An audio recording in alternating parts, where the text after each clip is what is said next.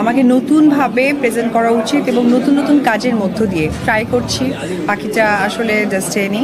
24 সালে মানুষের দুর্ঘটনা, ভালো মন্দ সহকারে আমার সহশিল্পীরা এবং আমি আমাদের যতটুকু ভালো মন্দ হয়েছে উপরাল্লাহ ঈশ্বরের কাছে প্রার্থনা করব যাতে নতুন বছরে সবকিছু খুব সুন্দরভাবে শুভভাবে আমাদের কাছে আসে।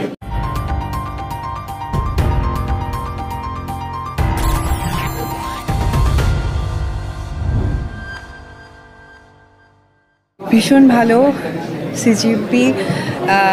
এই প্রোগ্রামটা অনেক প্রেস্টিজিয়াস একটা প্রোগ্রাম। সো এখানে যখনই আমাদেরকে বলে, আমাদেরকে অবশ্যই সকল আর্টিস্টকে বলবো এবং ব্যক্তিগতভাবে যখন আমাকেও বলা হয় তখন আসলে ভালো লাগাটা দ্বিগুণ হয়ে যায়। ভালো মন্দ নেই মানুষের জীবন, তবে 24 সালে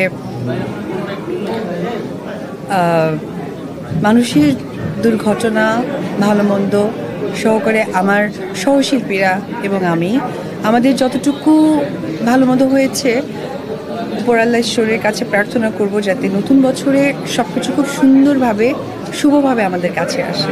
সামনের নতুন বছরের পরিকল্পনা আছে? হ্যাঁ, কাজ নিয়ে ওয়েট অ্যান্ড সি, এটার জন্য ওয়েট করতে হবে। তবে আশা রাখছি অবশ্যই আমার প্রতি আমার সাংবাদিক ভাই বোনেরা সহকারে আমার যারা ফ্যান ফলোয়ার আছে সেই দায়িত্ববোধ, আমার নিজস্ব দায়িত্ববোধ থেকে মনে হয় যে আমাকে নতুনভাবে প্রেজেন্ট করা উচিত এবং নতুন নতুন কাজের মধ্য দিয়ে ট্রাই করছি। বাকিটা আসলে ডেস্টিনি, আপনাদের সকলের দোয়া ইনশাআল্লাহ। না, এটা আমি আরেকটা প্রোগ্রামে ব্যাখ্যা দিয়েছি না, কখনোই আমি আরেকটা প্রোগ্রামে এটা ব্যাখ্যা দিয়ে দিয়েছি।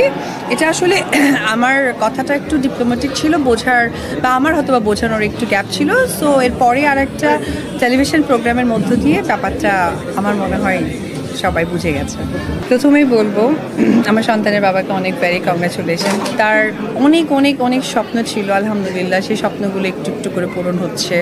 ইন্ডাস্ট্রি নিয়ে ছিল, তারপর আমি যেহেতু শাহরুখ খানকে অনেক পছন্দ করি, IPL শাহরুখ খানের একটা টিম, তো এই বিষয়গুলো নিয়ে আমরা অনেক সময় আলোচনা করতাম। আজকে তার ঢাকা ক্যাপিটালস তার টিম। আমার জাস্ট কি বলবো, অনেক অনেক বেশি গর্বে মনটা ভরে যায়, ভেরি প্রাউড ফিল করি তাকে নিয়ে। আর ভেরি কংগ্রাচুলেশন তার টিমের জন্য, এবং ইনশাআল্লাহ তার টিমটা যেন জিতে যায় এটাই পেয়ে থাকবে। এখনো আছি না, এখনো আছি।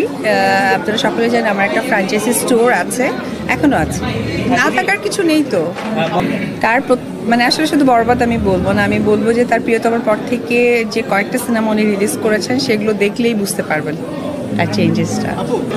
আমি একটু আগেই বললাম যে সে যে স্বপ্নগুলো দেখতেন সেটা একটু একটু করে পূরণ হচ্ছে, এবং আমিও মন থেকে দোয়া করি যে তার প্রত্যেকটা স্বপ্ন যেন উপরওয়ালা এবং আপনারা যারা ফ্যান ফলোয়ার এবং আপনারা যারা সাংবাদিক ভাইরা সব সময় তাকে সাপোর্ট দিয়ে এসেছে, তার ভালো মন্দ সময় থেকে এই সাপোর্টটা দিয়ে যাবেন।